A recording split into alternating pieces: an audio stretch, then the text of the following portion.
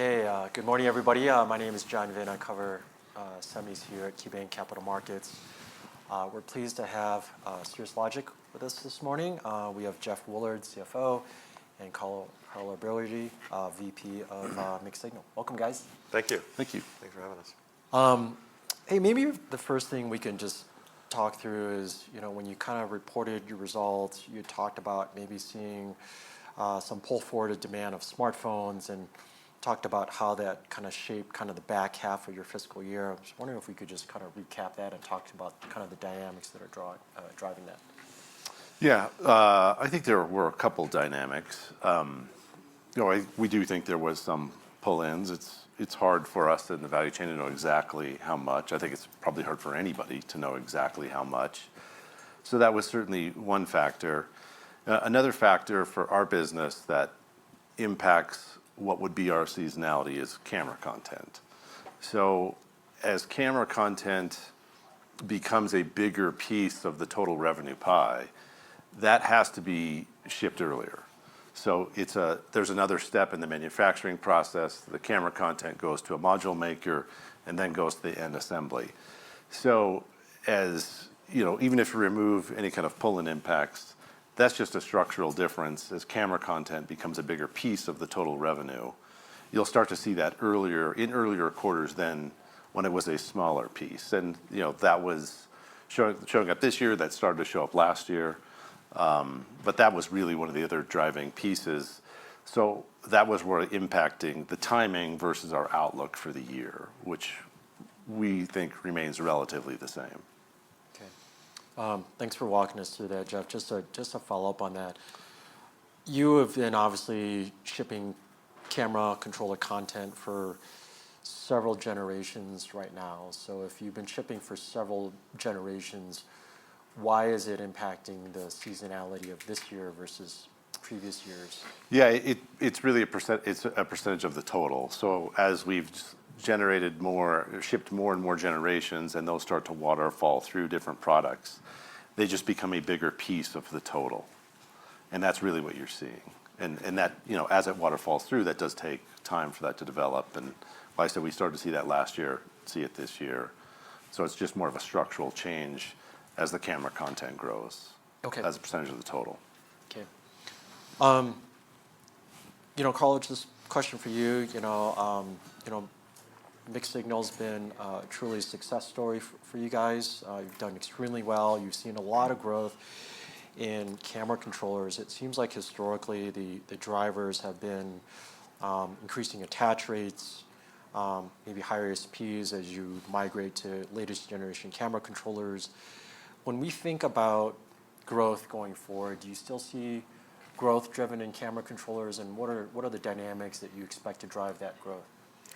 Yeah, I think we expect to see what's been happening since we started this business about 5 years ago. We expect to see that continue.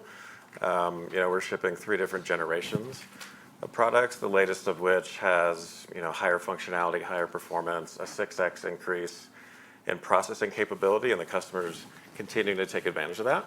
So I think we see that in the roadmap. So on a device-to-device basis, we see content expansion, and then obviously we see the attach rate and the kind of flow down through the portfolio to be kind of drivers of growth. And the roadmap, like I said, is very robust. It's super exciting, and the customer's obviously still investing quite a bit in innovation in this particular application, which is good for us. And that partnership is super strong, both on the hardware side, as we, again, are developing multiple products that further performance capabilities, channel counts, processing, et cetera, coupled with the algorithmic kind of firmware work and kind of the partnership we've got working with them to ultimately net out to a slow and steady kind of expansion of the content opportunity and therefore the revenue over time. It's very exciting. Great. Can you talk about what your strategy to expand HPMS content beyond camera controllers and smartphones is? Yeah, sure. So, obviously we started by moving into haptics and then camera control. Power conversion and control was another big thing. We're super excited about the roadmap for the power conversion and control IC, especially with AI use cases showing up more and more, and that driving kind of peak power demands on the system. The function of that power conversion and control IC is really to be able to sit between the battery and the system and deal with peak power demands such that the downstream performance of the actual device is not compromised. Obviously, a brownout or the phone not being able to handle the power demands is not good for the user experience. And so we're trying to build on that capability, not just in terms of that like system level know-how, but also application of that, including beyond the current application in phones. And then there's certainly a whole lot of know-how we've built up in terms of sitting between the battery and the system and looking at all the different requirements around safety for the battery, health of the battery, how you intelligently charge and discharge that battery, and subsequently deliver power into the system. And that plays really well into our strengths around like ultra low power sensing, the data conversion, for again measuring and monitoring what's happening both with the battery and the downstream power delivery. And so much like a lot of the custom things we do, we have to build and prove that IP out in silicon before really engaging on a custom product. And so we've been working on that in a variety of areas in this kind of battery and power kind of compute space. And so it's definitely a long-term endeavor. And so we're still super excited with that content expansion opportunity in camera, and then building beyond that with the kind of battery and power sensing, and the battery kind of power conversion and control IC. So that strategy is deliberate. It's long-term in nature because we do have to build out the IP ahead of time and build it in silicon to kind of prove it works, to kind of de-risk and kind of jointly tie up with the customer in terms of how we do a custom product. So that's something we're working on quite actively. Great. Maybe just related to that, I think it's the AI smartphone replacement opportunity. I think has been a little bit underwhelming right now, but obviously there are certain requirements around the concept of an AI smartphones. Is that something that you see kind of playing into kind of the increasing requirements around battery and power management and things like that? Yeah, certainly. I mean, we think we're well positioned. I mean, obviously, we've launched and ramped new devices last fall, including a 22 nanometer codec, which brought incremental value and covers off not just audio and kind of voice input capabilities, but other sensor inputs as well. And we think that's positioned really well to capitalize on new use cases and interfaces as it relates to AI. So we're certainly excited to kind of support that and look forward to kind of those consumer experiences just getting better and better. And certainly in the power and battery space, as I was just talking about, there's a lot of demands on the system and peak power, and just frankly, the amount of power consumed by doing these kind of on-device processing for AI kind of use cases will just put more demands on battery life for the phone, which kind of plays again to our strengths around how do you optimize power delivery, how do you manage battery life efficiently. And for our low power signal processing IP in that portfolio, it plays really well into our strengths to kind of continue to capitalize on that as AI grows. That's great. Maybe we can talk about the PC opportunity. That's been another emerging success story for you guys. I think you've done tens of millions this year and are on track to kind of double it in the next year. It looks like if you look at the two platforms between mobile and PCs, you've been able to leverage the fact that you're selling similar products into both platforms, amplifiers, haptics, codecs. Can you just talk through what you see as maybe the obvious similarities and maybe what are some of the differences when you look at these two different platforms?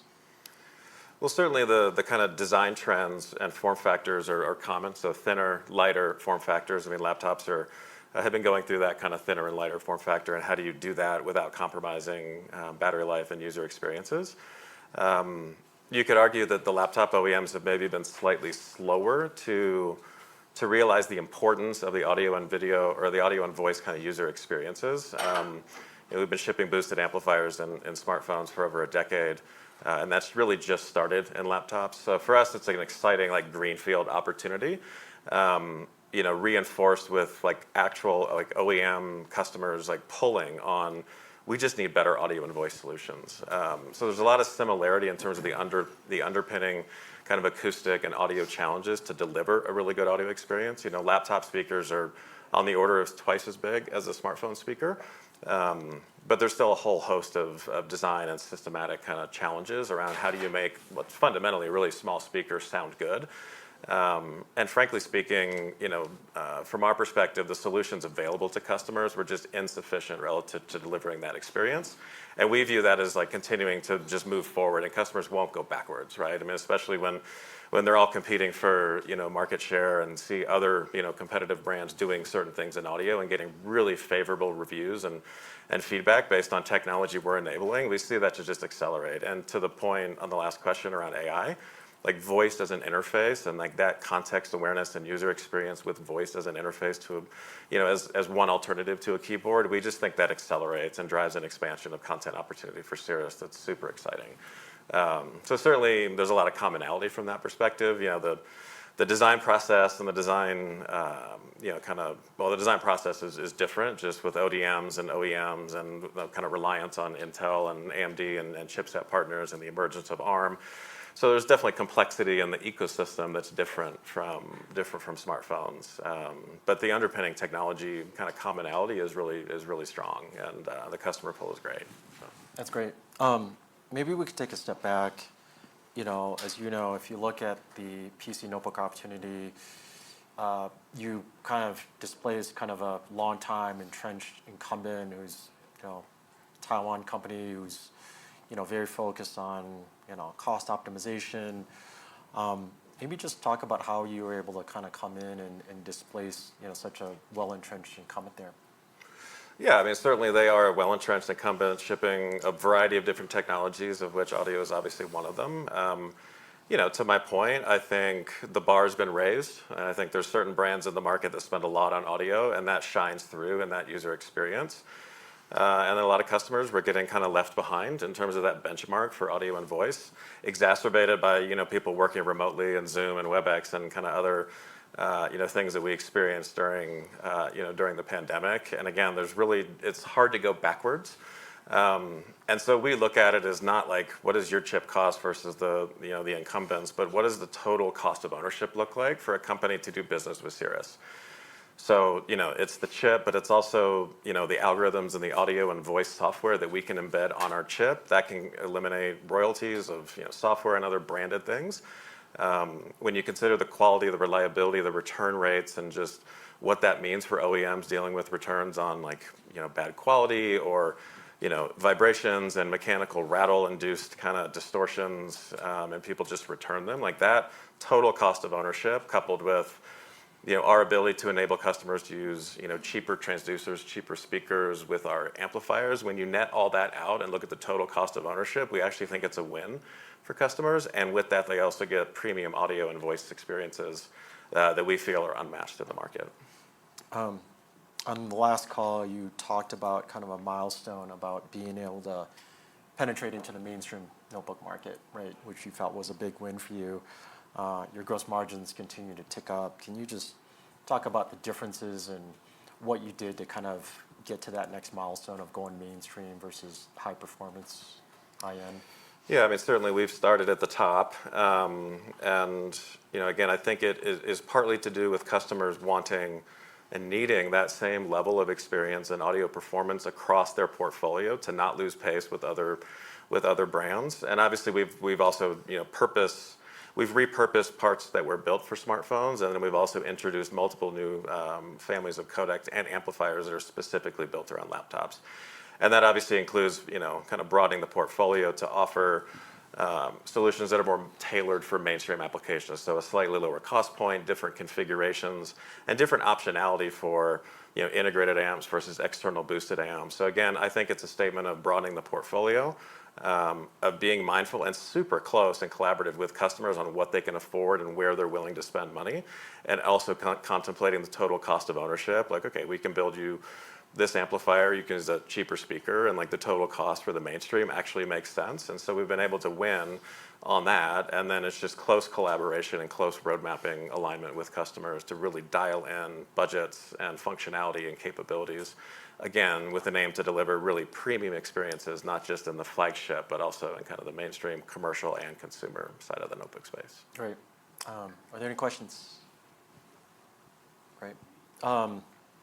Maybe another question for you is if you think about the market for the PC notebook market, obviously the entrenched incumbent, you're probably not going to want to go after the kind of low end of the market. So can you talk about just what percentage of what part of the PC note market is actually addressable for you guys? Yeah, I mean, we view it as kind of like the mainstream and up. So we don't really target the $600 kind of retail price point and below, which roughly is maybe 120 million laptops, give or take. And certainly, as I mentioned, we've been building a portfolio of products on codecs and amplifiers for audio and voice. We've been building out that portfolio to address a bigger part of the market. And again, we're seeing content expansion opportunities already in the mainstream, kind of building beyond the codec to include amplifiers.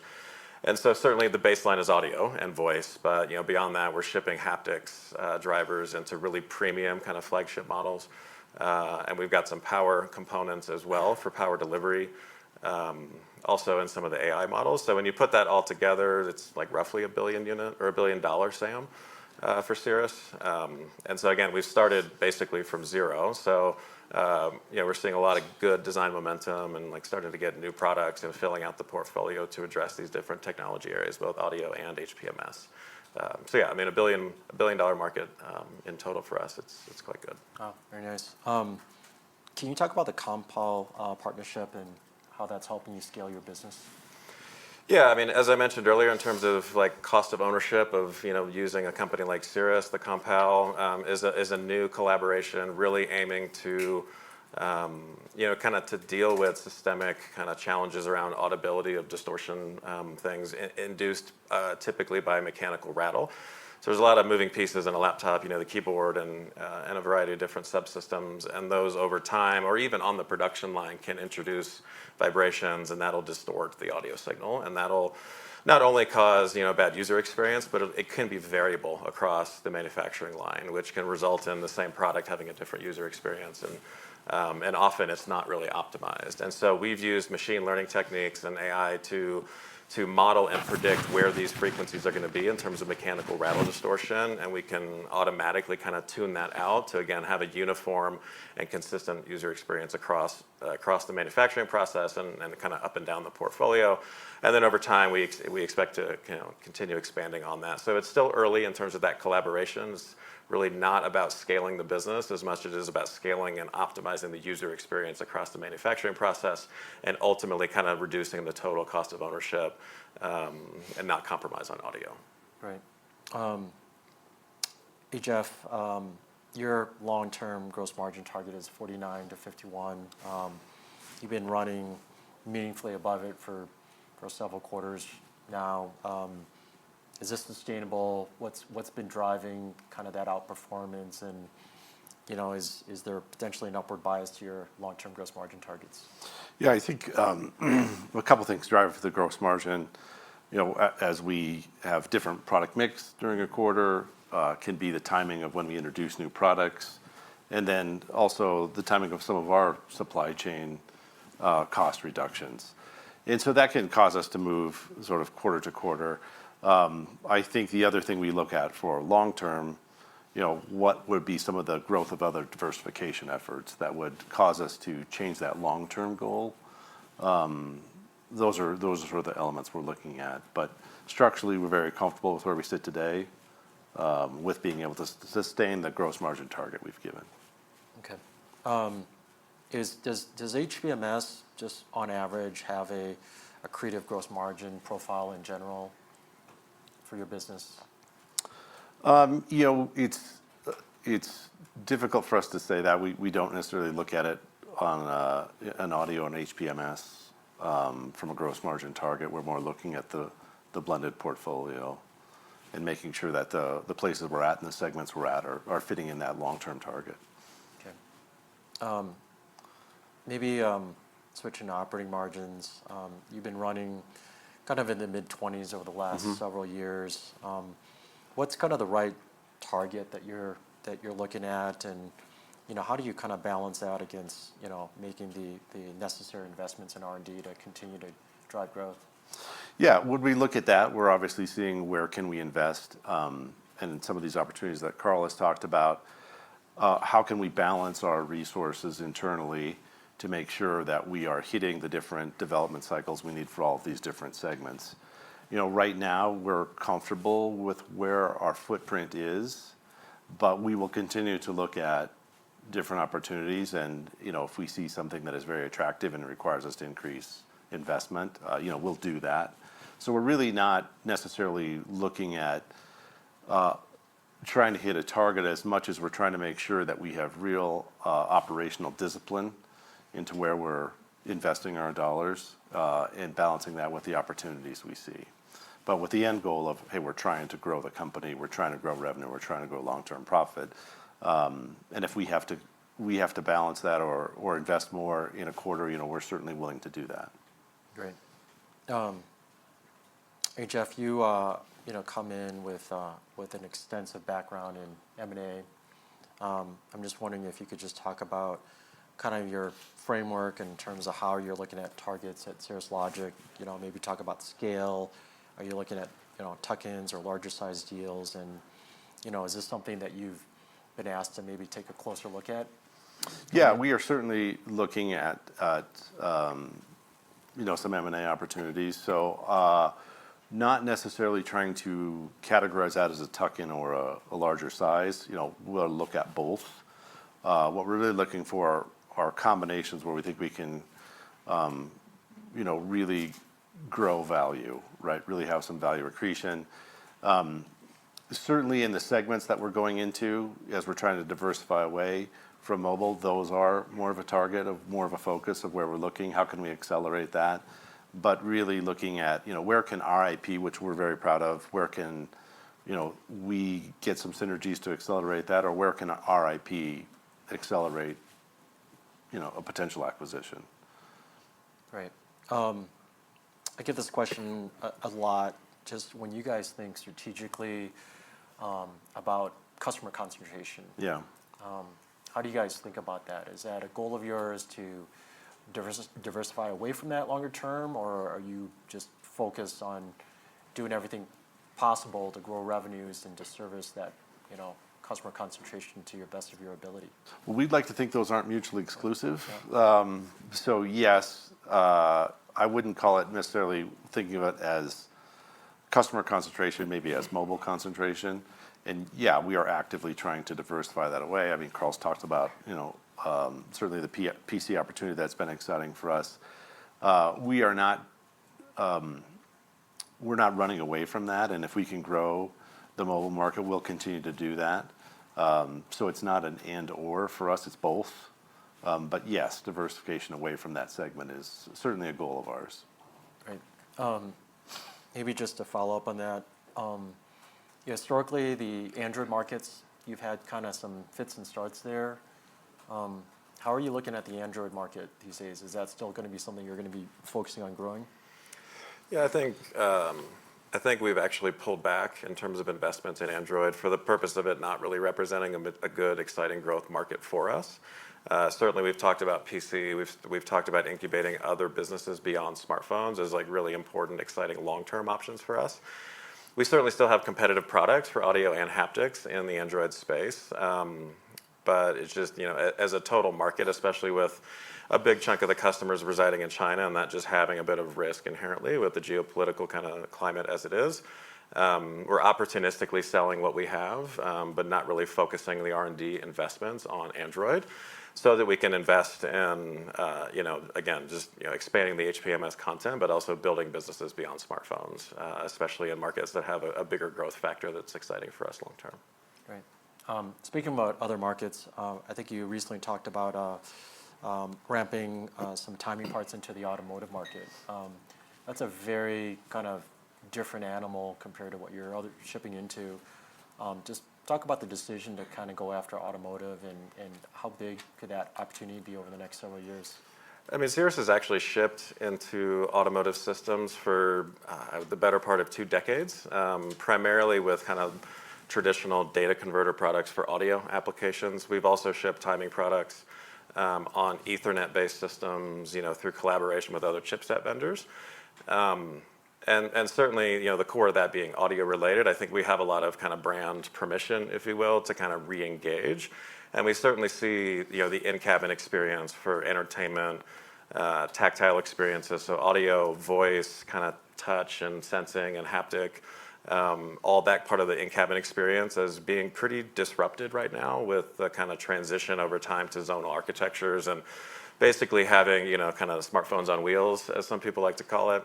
So we think it's an interesting long-term option for us, and we think there's a lot of interesting technology in audio and voice and haptics and sensing, similar to these other markets that are very relevant to the automotive space.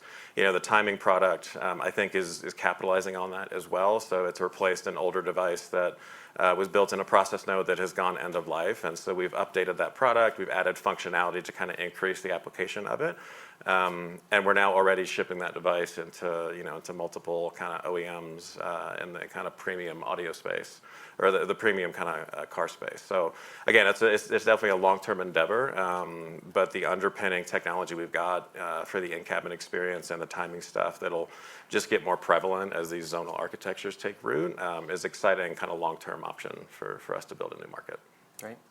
Looks like we're out of time. Thanks, guys. Okay, thanks, John. Thanks.